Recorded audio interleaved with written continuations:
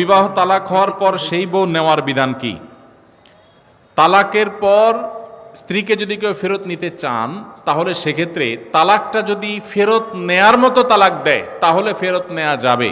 আমি একটা কথা প্রায় বলি, বিবাহ বিচ্ছেদের পর, তালাকের পর 15 বছর 20 বছর পরেও যদি আবার স্বামী স্ত্রী একসাথে থাকতে চান, সুযোগ আছে যদি তালাক দেওয়ার সময় সেভাবে তালাক দেন। আমাদের দেশে সাধারণত তালাক দেওয়ার ক্ষেত্রে আমরা 1 তালাক 2 তালাক না, পারলে শত শত হাজার হাজার তালাক দেই। স্ত্রীকে একা না পারলে স্ত্রী 14 গোষ্ঠী সহ তালাক দেয়, আছে না নাই?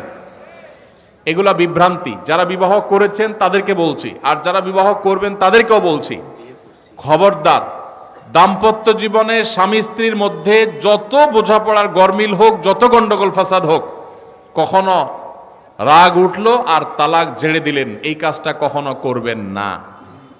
আমি আমার এক উস্তাদ খুলনা দারুল উলুমের, ওনার কথা প্রায় বিভিন্ন জায়গায় বলি, হুজুরের কাছে তালাকের মাসআলা নিতে আসলে মাসআলার উত্তর দেওয়ার আগে ওনার গদির নিচে যে বেত থাকতো ওই বেত দিয়ে আগে এক দফা পিটাই নিতেন। সে কোনো অফিসার, সে কোনো ব্যবসা প্রতিষ্ঠানের মালিক এসব দেখা দেখি নাই। তালাকের মাসআলা কোনো পুরুষ লোক জানতে আসছে, এই মাসআলার উত্তর দেওয়ার আগে উনি বেতটা বের করে শরীরে যত জোর আছে জোর দিয়ে 4-5টা বাড়ি আগে মারতেন। ননদের কারণে, শাশুড়ির কারণে, বাইরের লোকের কারণে নানান ভুল বোঝাবুঝি তৈরি হয়। দিন যত অতিবাহিত হতে থাকবে, যত পারিবারিক জীবনটা সামনে এগোতে থাকবে, লাস্টিং করতে থাকবে, সন্তান বড় হতে থাকবে, ইনশাল্লাহ দেখবেন এগুলো সব হারায় যাবে।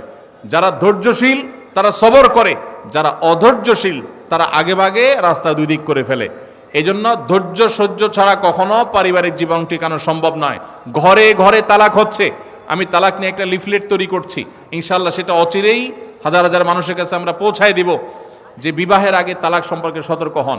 বেশিরভাগ মানুষ তালাক দিয়ে এসে এরপরে চোখের পানি ফেলে, এসে বলে হুজুর দিয়ে ফেলেছি এখন কি করব। আপনি যদি 3টা তালাক দিয়ে শেষ করে থাকেন তাহলে সেক্ষেত্রে আপনার স্ত্রীর সাথে আপনার সংসার করার সুযোগ যদি নষ্ট করেন, গোটা পৃথিবীর সব হুজুর একসাথ হয়ে, মক্কা মদিনার ইমাম সাহেবরা যদি একসাথ হন, আপনাকে আপনার স্ত্রীর সাথে সংসার করার সুযোগ দিতে পারেন না। কারণ ব্যাপারটা হলো ছুরি মারার মতো, আমার পেটে ছুরি মেরে দিলেন, এরপর আপনি জিহ্বা কামড়াচ্ছেন, আফসোস করছেন। আফসোস আপনি করতে পারেন, আমি আর জীবিত হয়ে যাব না। দাম্পত্য সম্পর্কটা এরকম। এজন্য খবরদার, রাগের মাথায় যদি ডিসিশনও নেন যে তার সাথে আমি সংসার করব না, তখন স্ত্রীকে কিছু বলবেন না। আমি যদি এজন্য বলি, রাগ উঠেছে, পারলে একটা ধাক্কা দিলেন, একটা বকা দিলেন, একটা ভালো কথা বলে বকা দিলেন, গালিগালাজ না, পারলে একটা চিমটি দিলেন। যদি আপনি অন্যায় করে থাকেন তাহলে আপনার বিচার করা যাবে। কিন্তু যদি তালাক দিয়া বসেন, সালাতুন জিদ্দুহুন্না জিদ্দুন ওয়া হাজলুহুন্না জিদ্দুন, নবীজি সাল্লাল্লাহু আলাইহি সাল্লাম বলেছেন 3টা কাজ ইচ্ছাকৃত করলে যা হবে, দুষ্টমি করে করলেও তা হবে। আমাদের দেশে বিভিন্ন জায়গায় এক সময় ছিল, এখন আছে কিনা জানি না, অনেক এলাকা প্রশাসনের অনেক ভাইয়েরা তারা বড় বড় সাইনবোর্ড লাগায় রাখছে, রাগের মাথায় তালাক দিলে তালাক হয় না। দেখছেন আপনারা এই সাইনবোর্ড? কেউ দুর্ভাগ্য হয় নাই কারোর? এরকম সাইনবোর্ড অনেক জায়গায় আছে। আমাদের দুর্ভাগ্য যে আমাদের ফতোয়া অনেক সময় আমাদের প্রশাসন অনেক বাইরেই দিয়ে দেয়, রাগের মাথায় তালাক দিলে নাকি তালাক হয় না। তালাক কি মানুষ মহব্বত করতে করতে দেয়? স্ত্রীর সাথে মহব্বত, ভালোবাসা, আতিশয্যে তালাক দিয়ে দেয়? তালাক তো দেয়ই রাগের মাথায়। তবে শরীয়ত বলে রাগের মাথায় আপনি ব্যালেন্স হারিয়ে তালাক দিয়ে পরে আফসোস যেন করতে না হয়, এই জন্য আপনাকে সবর করতে হবে। তালাক দেওয়ার ডিসিশন নিয়েছেন, স্ত্রীর একটা মাসিক পার হওয়ার পর্যন্ত অপেক্ষা করতে হবে। আসলো আর মুখ দিয়ে তালাক বলে দিলেন, জি না। তালাক দেওয়ার নিয়ম শুনেন, যেভাবে তালাক দিলে আবারও ফেরত নিতে পারবেন কখনো চাইলে, সেটা সুযোগ কখন হবে। আপনি সিদ্ধান্ত নিচ্ছেন না আর একসাথে আমরা থাকবো না, ওকে ফাইন, পরামর্শ করছেন বন্ধু বান্ধব, বিচক্ষণ মুরব্বী, আলেম ওলামা, লয়ার সবার সাথে, তাহলে এবার আপনাকে অপেক্ষা করতে হবে। সিদ্ধান্ত নিলেন আজকে আর কালকে তালাক দিবেন, জি না, অপেক্ষা করতে হবে একটা মাসিক পার হবে, এরপরে পবিত্রতা আসবে। সেই পবিত্রতার পিরিয়ডে শারীরিক কোনো সম্পর্ক হওয়ার আগে আপনাকে তালাক দিতে হবে। এটা হলো তালাকুস সুন্নাহ। এভাবে শরীয়ত তালাক দেওয়ার নির্দেশ, যদি দিতে হয় এভাবে দিতে হবে। কেন শরীয়ত এতগুলো স্টেপ অবলম্বন করছে জানেন? কারণ শরীয়ত এনশিওর করতে চায় আপনার তালাকটা খুব বিচক্ষণতার সাথে, বুদ্ধিদীপ্তভাবে, সুচিন্তিতভাবে হয়েছে, ঠান্ডা মাথায় হয়েছে, বুঝে শুনে হয়েছে।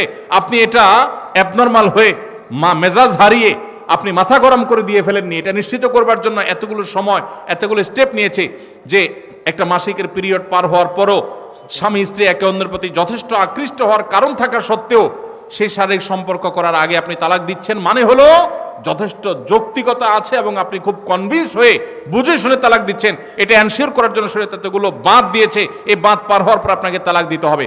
আমাদের দেশে হাজারের ভিতরে 999 জন মানুষ তালাক দেওয়ার সময় মুখ দিয়ে আসলো আর পট করে তালাক দিয়ে দিল।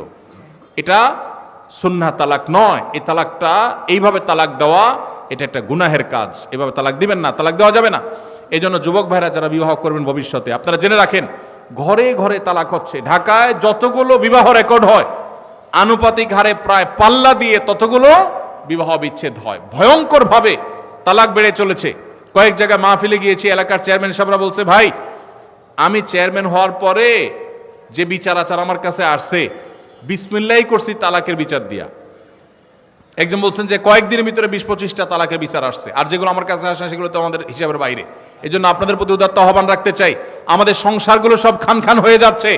সবাই সংযমী হতে হবে, ধৈর্যশীল হতে হবে।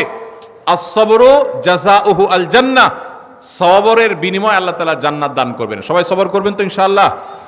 দাম্পত্য জীবনে আর যা হোক, খবরদার কখনো মাথা গরম করে তালাক দিবেন। আমি যেভাবে বলেছি সুন্নাহসম্মত তালাক, এভাবে যদি পিরিয়ড যাওয়ার পরে, সুস্থ হওয়ার পর, শারীরিক সম্পর্কের আগে একটা তালাক দিবেন, এটা হলো সুন্নত। তালাক কয়টা হবে? একটা। একটার বেশি তালাক দিবেন সেটা জায়েজ হলো না, জায়েজ হবে একটা তালাক। একটা তালাক দিলেন, বাস রেখে দিলেন। 2 মাস 3 মাস পার হয়ে গেল, অটোমেটিক সম্পর্ক ছিন্ন হয়ে গেলে দুজন দুদিকে যেতে পারেন, আলাদা বিয়ে হতে পারে। আবার বহুকাল পরে চাইলে নিজেরা শুধু বিবাহ পড়িয়ে আগ্ধ করে আবার একত্র হয়ে যেতে পারবেন। আর যদি আপনি একটা দিয়েছেন, আবার আরেকটা দিয়েছেন, 6 মাস পর আরেকটা দিয়েছেন, দিয়ে 3টা শেষ করে ফেলছেন, তাহলে আর কখনো বিবাহ যদি মক্কার ইমাম সাহেব এসেও পড়ায়, তারপর আর একসাথে থাকতে পারবেন না। আল্লাহ তাআলা আমাদেরকে এই বিবাহ বন্ধন এবং তালাকের ক্ষেত্রে শরিয়াকে মেনে চলার তৌফিক দান করুন। একজন স্ত্রী তার স্বামীকে তালাক প্রদান করেছেন, কিন্তু স্বামী তার স্ত্রীকে তালাক প্রদান করেননি। এখন স্ত্রী আবার তার স্বামীর নিকট ফিরে আসতে চান, কিন্তু তালাকের 1 বছর পূর্ণ হয়েছে। এখন করণীয় কি? প্রথম কথা হলো, তালাকের কোনো উত্তর এইভাবে আমরা কোনো সংক্ষিপ্ত প্রশ্নোত্তরের সেশনে বা কোনো মিডিয়াতে, টেলিভিশনে আমরা দেই না। কারণ তালাকের প্রশ্নের উত্তর নিতে হলে ডিটেইল সব লিখে তারপরে তার উত্তর নিতে হয়। এখানে একটু হেরফের হয়ে গেলে বেশ কম হয়ে যায়। এই আব্দুল্লাহ জাহাঙ্গীর রহমানুল্লাহর প্রতিষ্ঠিত আসুন্নাহ ট্রাস্টের এখানে আলহামদুলিল্লাহ দাওয়া বিভাগ রয়েছে, গবেষণা বিভাগ রয়েছে। এখানে ওলামা একরাম, মুফতি সাহেবরা আছেন, বড় বড় দেশ সেরা ওলামা একরাম আছেন। সে সমস্ত ওলামা একরামের কাছে আপনাদের যাদের তালাকের প্রশ্ন আছে বিস্তারিত লিখে প্রশ্ন জমা দিবেন, তারপর উত্তর নেবেন। আমি এই প্রশ্নের উত্তরটা স্কিপ করলাম, এটা ফতোয়া বিভাগে উপস্থিত হয়ে তারপর উত্তর দিবেন। কারণ এক পক্ষের কথা শুনে বা আংশিক কথা শুনে তালাকের উত্তর দেওয়া যায় না। এখানে একটা সম্পর্ক থাকা না থাকার ব্যাপার, ডিটেল শুনতে হবে। সবচেয়ে ভালো হয় লিখিতভাবে প্রশ্ন করবেন, তার উত্তর ফতোয়া বিভাগ থেকে নেবেন, ডিটেল লিখবেন। এরকম সংক্ষেপে 2 লাইন 3 লাইন না। কি বলেছে, কি না বলেছে, কিভাবে দেওয়া হয়েছে। স্ত্রী যদি তালাক প্রদান করে থাকে তাহলে তালাক তাফউইজের জন্য কি শব্দ তিনি ব্যবহার করেছেন, একটু এদিক সেদিক হয়ে গেলে অনেক কিছু হয়ে যাবে। এজন্য এটা ডিটেল জানতে হবে। আসসালামু আলাইকুম প্রিয় ভাই বন্ধুরা, শুরু থেকে লাস্ট অবধি দেখার জন্য অনেক অনেক ধন্যবাদ। ভিডিওগুলো আপনাদের কাছে আশা করি অনেক ভালো লাগে, আর এরকম সুন্দর সুন্দর ওয়াজের ভিডিও প্রতিনিয়ত আপনাদের কাছে পৌঁছে দেওয়ার জন্য আমাদের চ্যানেলটা সাবস্ক্রাইব করে আমাদের পাশে থাকবেন। তা সবাই ভালো থাকেন, সুস্থ থাকেন। নেক্সট কোনো ভিডিও আবার আপনাদের সাথে অনেক মজাদার ভিডিওর সাথে আপনাদের আবার দেখা হবে। তা সুস্থ থাকুন, ভালো থাকুন। আসসালামু আলাইকুম, আল্লাহ হাফেজ।